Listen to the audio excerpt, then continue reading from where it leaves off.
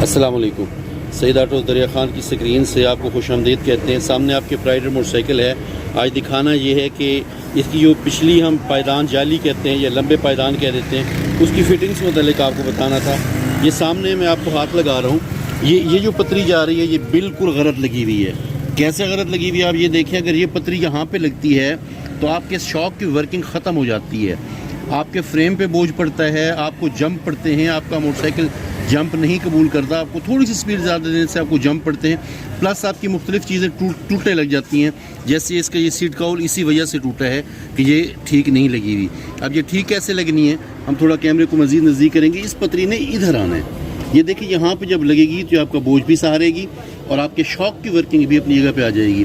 تو یہ especially mechanic حضرات کے لیے اس پتری کو آپ نے یہاں پہ نہیں لگانا، بلکہ اس پتری کو آپ نے ادھر سینٹر ایکسل میں یا چمٹا ایکسل کہہ دیتے ہیں، اس میں لگانا ہے. اس کو صحیح جگہ پہ آپ نے فٹ کرنا ہے اور آپ کی شاک کی ورکنگ تاکہ بہت اچھی ہو جائے. بہت شکریہ. السلام علیکم.